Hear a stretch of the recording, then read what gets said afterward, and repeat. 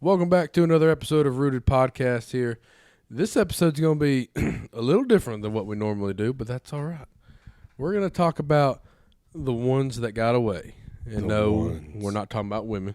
We're talking about critters. Whether fish. it's, fish that you've got hooked and fell off right there at the boat, or it's deer that you've missed, or turkeys that you missed, or, you boogered up a hunt, or whatever the situation is. That's what we're going to talk about, because it's just life. That's it. And it happens. And it's happened quite a bit in my life before I'll put it to you like this. I really didn't understand sighting in a gun properly until it was way too late. Yeah. I mean, it's kind of embarrassing. I mean, I was probably almost in college. Yeah. By the time I actually figured out the real science behind it and the actual procedure. Because how I grew up, my dad said, I got this old bore sighter, probably older than I am. Yeah. Just put it in that gun, it'll put it on a pie plate, son, and you'll be fine. All right, cool. Sounds like a game plan to me. I didn't know any better. So by golly, we put that bore sighter in there, which probably never worked properly its whole time I was alive. Yeah, probably not. And so, we do that, and I'm thinking, cool, I'm good. It's that easy. I'm like, sweet, Dad, this is I can do this. Well, one time, I was probably 16 or 17. Dude, I'm sitting there, and it's rifle season, so it's probably late November, early December, whatever. Dude, I use this call called a super hot mama call. Ooh, a hot mama call. And it just sounds like a doe ready to go in heat and everything. So I do that, and here comes out, at that time, it was a good 8-point buck, and to me, especially at that time, it might as well have been the biggest deer God ever made, Yeah. I mean, here comes out this big old just rack buck, and I'm like, dude, this is crazy. Like, here comes this big old deer. I'm gonna put up this gun. Heck, I bore sighted it. We're ready to rip. I put that gun up, and boom, nothing. Actually, it was a muzzleloader because I remember the smoke. Mm-hmm. Well, that smoke cleared. I thought, maybe that deer just died right there, or maybe it's in the woods. Dude, there wasn't a hair, there wasn't no blood, there wasn't nothing. And I thought, well, how bad could this gun be off? Well, at the time on that property, there was this big old mound of dirt. I mean, freaking 15 feet high. Big old giant mound. And in all reality, it's probably 10 foot high. But anyway, big, backdrop. Of course. I said, well, let's see. I point the gun at the bottom of the mound. It doesn't hit the mound of dirt. I finally get that thing back home, and I tell my dad about it. He's like, oh, you mean that bore sight ought to put it right on? I don't know what to tell you, dude. It didn't work. It didn't work. So we get a bunch of cardboard out. And where we live, we could shoot, and it was fine. We had backdrops and everything. So anyway, we finally get it to where it's so far up and to the right, it's not even funny. We finally get it back down, and Dad's like, well, you can't turn this scope. And I'm like, I don't even know what this is. Yeah. So anyway, we finally get it back on. But, dude, I have missed so many deer because I just thought bore sighting was the only thing that you could do. There's other deer I've missed and stuff, and I mean, but that one really sticks out in my mind because it was one of the first times I called in a freaking big. To me, it was especially in that one time, it was a big old buck, right? And I mean, smooth missed that sucker. Well, one time that comes to mind for me, it was several years ago. Me and you were filming together, and I'd been watching this buck this was year 3. I guess 2 or 3 of watching this deer. Big deer. Huge. Massive. Probably still one of the bigger ones we've ever had on camera. Yeah. Or seen in flesh, too. For sure the biggest deer we've had on camera in flesh. Yeah. And he was coming in every single day, same time, like clockwork. It's August, blistering hot. Me and John are just sweating our little honeys off in there. I mean, just sweat pouring. Dude, that little, not little, but that blind might as well have been a hot box. It was a sauna, and it stank in there. Ooh. Oh, it stank. I don't so care bad. how much product you could spray or things you could turn on. It didn't work. And there's nothing out there that's going to fix that. So we watched this deer, and like I said, I've been watching it for several weeks leading up to this hunt. Yep. I even have a picture of it in daylight on my camera. Yeah. On the opposing ridge, just standing over there chilling. Well, we let this beautiful mature 8-point walk right past us at 10 yards. That was nice. Didn't even reach for the bow because I'm thinking, ain't no way I'm gonna kill this deer because that giant deer is doing the same thing every day, and I know he's close. I know he's coming. Yep. So why would I shoot this deer? Well, that was a very crucial mistake on our part, for sure. Yeah. Because we let a really good mature deer go, and that big deer, he came out. He did, but he stayed at 90 yards. Yeah. And just walked around showing that rack off like he was the king of the hill and never would come within bow range. Nope. Not even close. And still to this day, I'm like, dang it, man. I see them videos pop up on my phone as memories, and I'm just like, wouldn't it have been nice to kill that big buck? Yeah. And then, of course, during gun season, he vanished and never came back. I never saw that deer again. No, he never came back, and I was just heartbroken about it. Yeah, that deer's hanging on someone's wall. Oh, you better believe it. That's a giant. Oh, yeah, he's hanging on somebody's wall. It's a flipping giant. I mean, an absolute ginormous whitetail. Yeah, man. I remember that deer, filming it, and man, you talk about one you wish you could just pull out the window mag, smoke that joker, just drop him in his tracks. But it was bow season. We can't do that. Hey, so it is what it is. I still, that is the biggest deer I've ever seen on the hoof. Yeah. He was, I'd say he had gone 170. Yeah, easy. I mean, he was an absolute monster. And, granted, the velvet's going to add a little bit to that, so you got to have a little deduction for that. But still, just the frame, the tine length, the mass, just an absolute monstrosity of a whitetail. Beautiful deer. It would have been a good one to kill, but now he's on someone else's mantle, and yeah, it just wasn't meant to happen that way, and it is what it is, man. That's probably the worst thing about watching the deer like that, and then you don't get it, and you don't know what happened to it. Like a neighbor didn't kill it, or a neighbor you maybe not know as well killed it, and that never told you. Yeah. It's the not knowing. It is. Like if I could just see a picture of it on the wall, I'd be like, okay, cool. At least I know. Oh yeah, that'd be cool, man. Versus like I don't know. Yeah, I mean, we had these beautiful food plots for him and everything. But going back, hindsight's 20/20. But I would have absolutely killed that other one. Oh yeah, I should have shot that deer. That was an awful mistake on our part. That was a great deer. Heck yeah, it was a great deer. What you talking about, Bow range, sitting there broadside. Yeah, just chilling. God was like, here you go, shoot this one. And we were like, nah, bro, we're going to wait and get this big boy that ain't ever going to come. And then we missed our opportunity. And, now he's on somebody else's. So that was probably the one that I will always think about is that one buck that got away. Well, dude, I'll tell you this. I'm telling you, I've screwed up so many times it ain't even funny.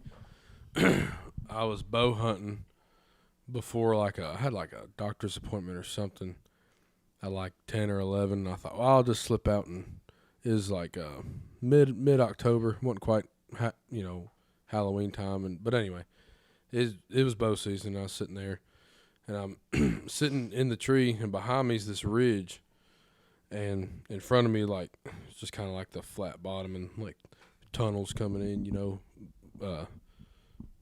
pass or whatever. I turn around and there's a nice buck, and I'm like, oh man, and he's behind me, probably like 60 yards or so, and he's walking behind me, and I can't turn and shoot him, and I'm just like, crap, dude, I just gotta sit here, and he's just walking behind me, and I have this fawn call, not like a screaming fawn, like a lost fawn. And he just screams out, and he just goes like, "Mama," and it's literally just like a lost fawn calling for a mom.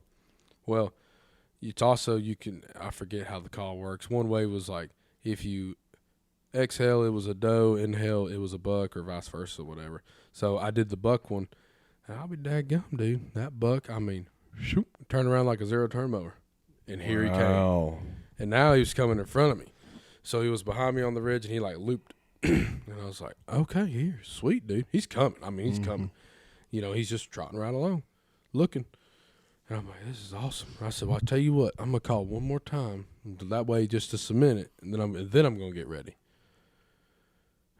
Dude, I called, and he was walking. I mean, when a big buck's walking to you, and you just shut up, he's coming. Yeah, he's coming. Yeah, I learned that lesson that day. I hit that call again, and that buck looked up and just turned right back around and walked out of my life. Oh, I tried to call. I tried different calls. I mean, he didn't care. He didn't run. He didn't blow. He just out of my life forever. Right on back out of your life. And I was like, gosh, dang it, man. Because I still haven't killed a buck with a bow. Yeah. And I was like, here it is. Here's your opportunity to shine. That's a few years back now, but man, I can always see the male whitetails running away from me. Or walking away in that case. Well, this really, it has something to do with hunting, but it's not about a deer that got away. Yeah. So when I was getting ready to graduate high school, I had to go take the ACT, you know.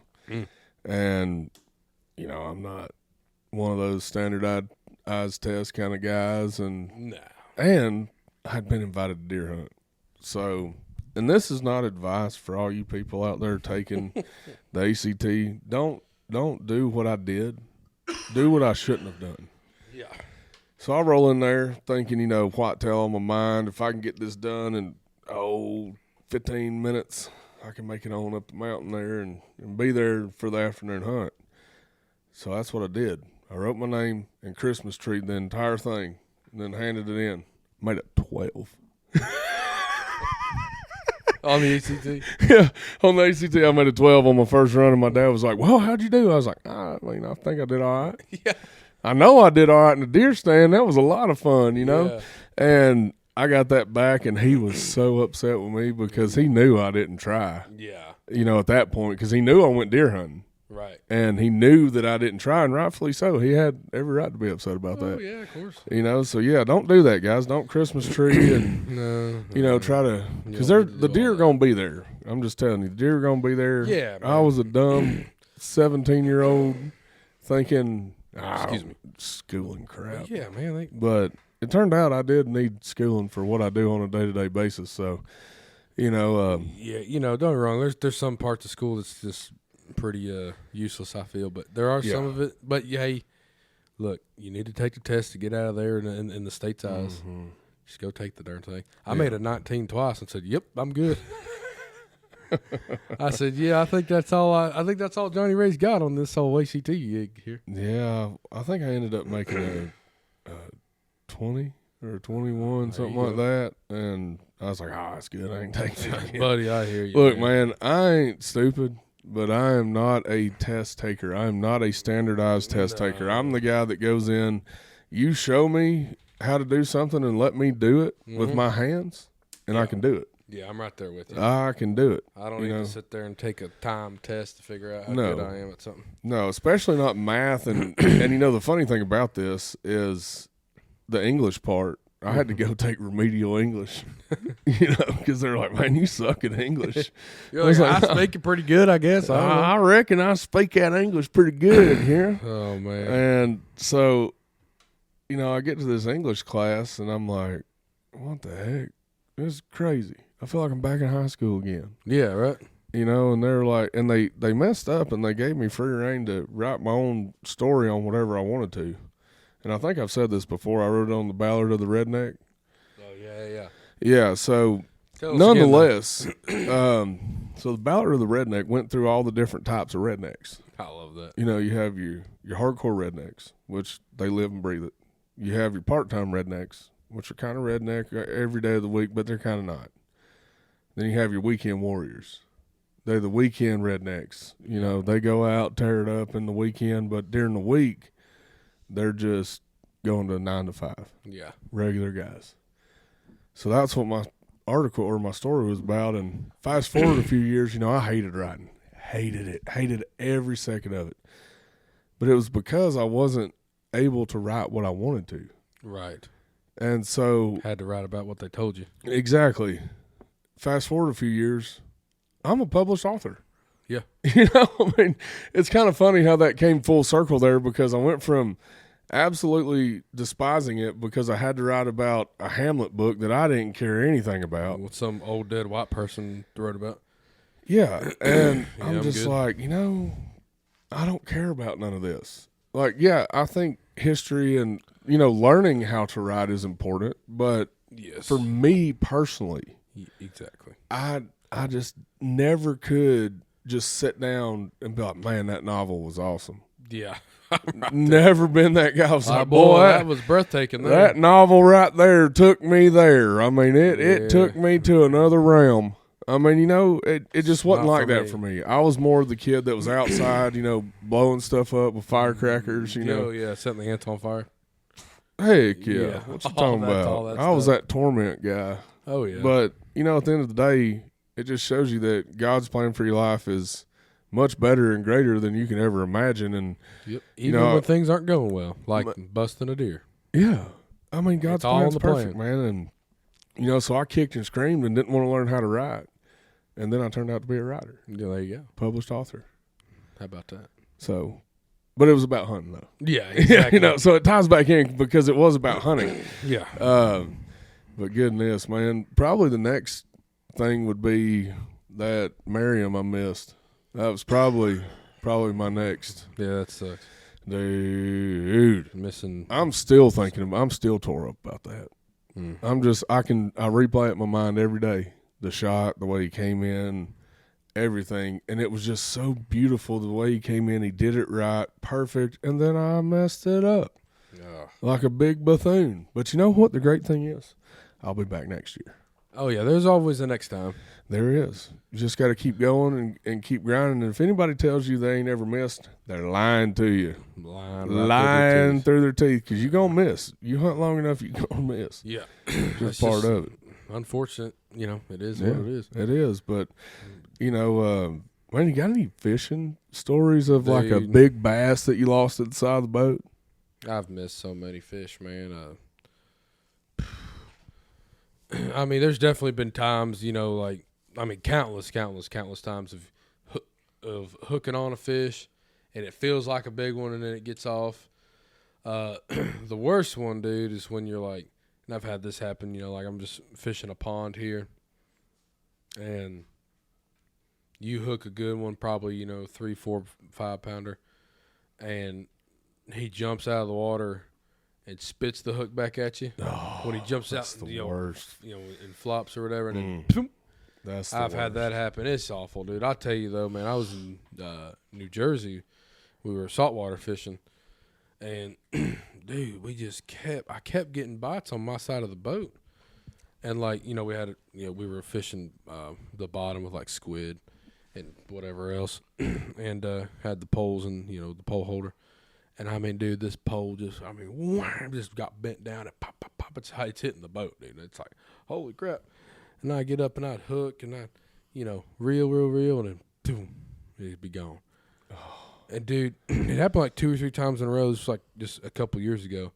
And dude, I was starting to get mad. I'm like, what is wrong? Why are these fish not staying hooked, man? And I still don't know what it was, but I mean, it just felt like the biggest fish of your life in the ocean. Yeah. I was like, oh my gosh, here we go. And then boom, and I'm like, gosh dang it. And I'm like, oh, another one. Pew. Oh my gosh, what the heck?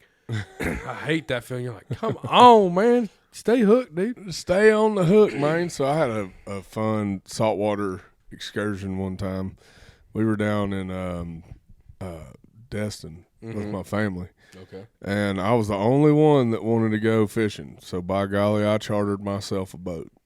And I went, there was a group of 5 and they needed one more. And I said, sign me up. Hey, I'm here. Never met these people a day in my life, but I thought, I'm going to go catch me a fish now. Yeah. I'm at the beach. I don't do sand. Yeah, I get so that. If I'm at the beach, I'm fishing or sleeping. Yeah. Or eating. One of the 3.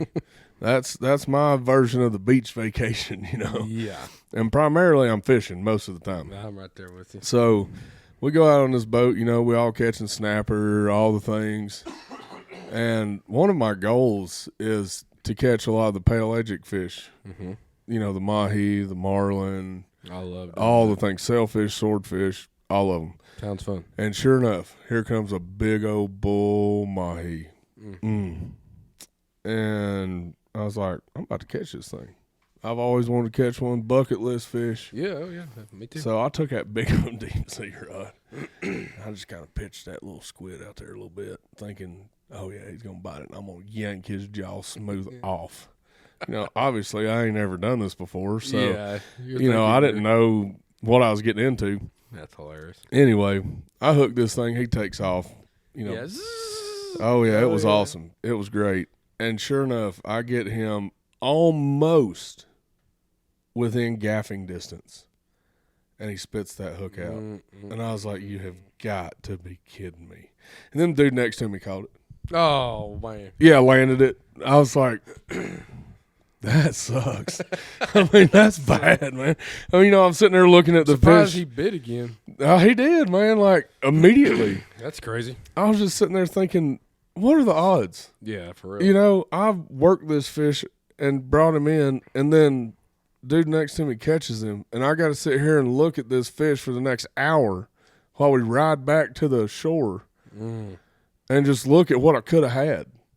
Dude, you want to talk about a swift kick in the nether region? Yeah, old south. Woo-wee, that was it. It was a rough kick in the nether region. That is kind of weird because a lot of these, all of mine, the ones that got away, like I never got, like it's not like my buddy shot the deer or the turkey or something. Like it just straight up, I never saw it again. Yeah. So let alone to miss one and then you have to see it. And literally look at it. Oh, man, that's right. While you ride back to the dock. It's just like, man, this is awful. This sucks, dude. It does. It sucks so bad. I thought, good night. Well, I tell you, I really hope I don't have those moments much again. Well, I've got another one, too, for you. We were turkey hunting with my buddy Chase Hanley. Yeah. He's the guy that taught me how to turkey hunt. He's the guy that got me into it, and I thank him a lot for that, because he really sparked that fire in me. And, I'll never forget, man, we were down there hunting, and that morning it was on fire. Turkeys gobbling everywhere. Okay. I'm sitting there up against a tree, and I was facing the opposite direction of the way he came, because they had been coming out that way. Okay. And this bird slips up behind me at like 15 yards and gobbles. Scared me to death. Yep, how'd that happen? Buddy, I jumped. Well, he comes out to the right there, and I'm right-handed, obviously, so I can't swing across my body. Yeah. I thought, boy, I'll shoot him left-handed. Yeah, I got this. Crucial mistake. Yep. I did the old swing and a misses, and he was only about 5 yards from me. And, back then I didn't know anything about, the extra full chokes and all that. I'm pretty sure I had modified in there. Oh, good. Yeah. Running that, what was it back then? The old Longbeard XL or XR or something like that. Oh, yeah, them Winchesters. Yeah, that's what I was shooting on that hunt. I mean, man, I was in high school still on this one. And, that bird missed him. And this guy got away. So this is a cool one because it's a redemption story. And I, kicking myself in the butt. Oh, yeah. Self-pity, wallering in it, just laying in self-pity. Like, I suck at turkey hunting. I'm never doing it again. Like we all do. I may be a little more animated than others. It's okay. That's awesome. So he's like, man, it's going to be all right. I mean, it's 7 o'clock. Like, hey, buddy, we're going to be all right, dude. So we got on this other bird gobbling, and he was hammering, but he was in a strut zone. So we decided to go off in this swamp and start crawling. Well, I knew when I almost put my hand on a copperhead that I was about to kill that turkey. I was like, oh, it's on. Yeah. Yeah.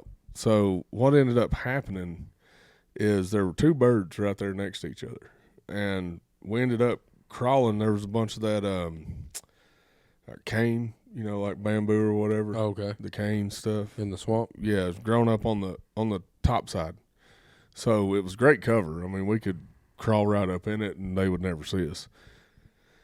So we did that, And finally, they started working their way to us. And he said, man, if you're going to shoot, now's your chance. And I shot, and I'll be daggum if I didn't roll that rascal. Oh, man. I went out of there hooping and hollering and screaming. So I went from the lowest of lows in the hunting world. Oh, yeah. Back to on top of the mountain within an hour. Heck yeah, dude. It happens. You just got to keep going. You know, it does. You know, the worst part, even missing, and thankfully I don't have a ton of these stories, which is great. But, dude, when you hit a deer and you see blood and stuff, yeah, and then can't find it, man, that tears me up. I had a buddy do it once, and I've done it once. Mm-hmm. And then, I mean, it does happen. You know, it does. It's unfortunate, but man, this past deer season, I was with my wife's uncle. And this deer ended up being fine. Kind of spoiler alert. I mean, it's fine. I had it on camera. Has a scar on it. Anyway, we were bow hunting. This deer gets about 30 yards away. Hits the deer, which seems to be fine, and he hit it right in no man's land. Oh, no vitals, nothing. Arrow went clean through. No blood, no deer, no nothing. Like I said, I got it on camera, but the whole time until it got on camera, it's just like, dude, did we just shoot this deer and nothing? Like, can't find it, wounded it, and it's dying miserably somewhere. Ooh. Like, you just don't know, and that feeling's awful. It's like, it is. You know, I had a buddy shoot a deer once, and we found a big old pile of blood, and just never found that deer, dude. That happens, man. That kind of crap is like, ugh. Mm-hmm. So ones that got away, like stuff like that, not even going a giant deer or nothing, but it don't matter. It was just like, this sucks. Man, you know, the ones that get away, they'll haunt your dreams forever. Yeah, whether it's a miss or let alone a wound's awful. Yeah, wounds are awful, man. I remember one time I wounded a doe, and I put my bow up for 5 years because it bothered me that bad. I didn't like it. I was like, I'm not out here to wound animals. Yeah. If I can't kill them efficiently, then I'm not going to do it. And that just shows you, too, it's like you just got to practice, man, especially with a bow, but guns, too. But, yeah, man, you just practice. Yeah, and then when you get to the point, it all comes together because you've practiced so much and all that muscle memory, and still, you can still have mess-ups. Oh, yeah, dude, it's everything, man, and it's deer, you know, they're crunching down and ducking or whatever you want to call it. And it's like, it's life, man. You know, a turkey bobs his head left instead of right. It happens, bro. Yeah, it does. Dude, one of the first turkey I ever shot at, man. This is wild. Just hunting public land with Dad. We're like walking along this edge, and I see a tail fan pop up, and I'm like, oh, here we go. Tail fan went down, head popped up, and I mean, I don't know how I walked right up on this bird, but I did. I mean, he ain't but 15 yards maybe. Oh my gosh. And I'm like, just a bunch of brush on this hedge, and anyway, I just happened. It's just perfect. I was like, cool, boom, dude. I shoot, turkey goes down, flopping one wing, not the other one. He's like in a circle, making a circle, flopping his wing. And I just think, cool. I don't know any better. Turkey pops up, runs, and I'm like, I'm looking at Dad like, what the heck? And he's like, oh man. So we go looking for it, can't find it. Never found that turkey. Oh, man. But fast forward, now we're at the turkey show, and we're talking to some old-timers, and that guy said, and this is true, man, he said, man, if you'd have gave it 10 minutes and just listened, he's going to try to find the biggest base tree and die right there, and you will hear him do his final death flop. Oh. So go to the bot, and so now fast forward a couple years, I shoot this bird pretty close to where I shot that one at, and wounded it or whatever, and I'm sure it died eventually. But anyway, so I shoot this bird, and I shot it good, and it died, but it flopped pretty good ways, and I'm walking down there, and I find it, and it's at the biggest base tree. Yep. And I was it's gosh, a fact, dang, man. that dude was right. Yep. I mean, and that bird I watched flopped. I mean, he just rolled down this hill. I watched it happen. He was dead. But I was like, looking around, I'm like, no crap. Yep. So, yeah, that's real, man. If that ever happens to you on a turkey, you can go to the biggest base tree.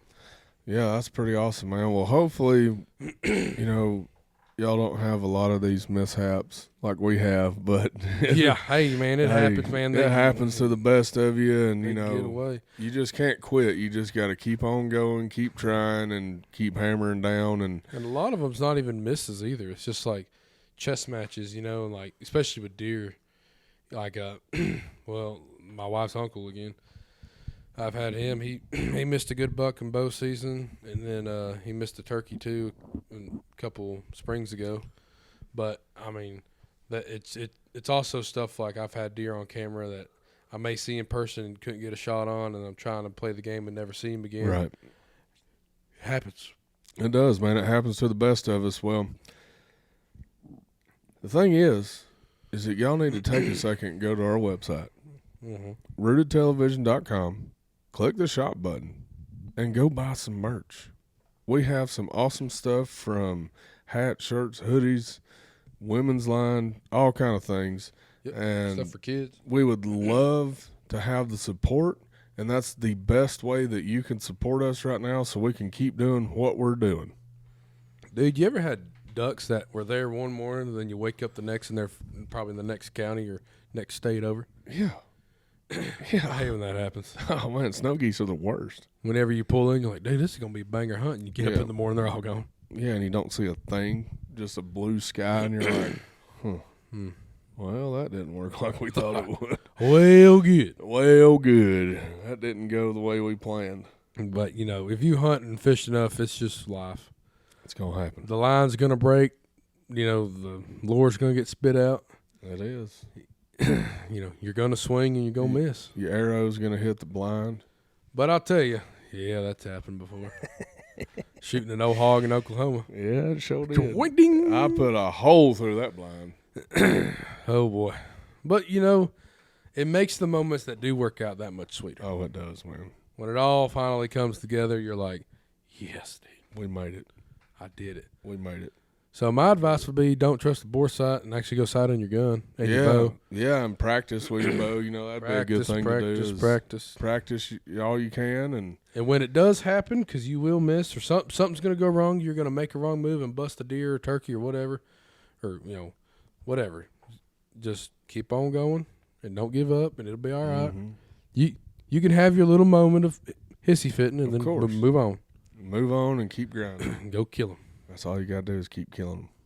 But other than that, man, yeah, just go check us out on all of our socials and rootedtelevision.com and hit that shop link and go get you some sweet merch. That would be great. We'd greatly appreciate it. And with that, the redneck is out. See y'all.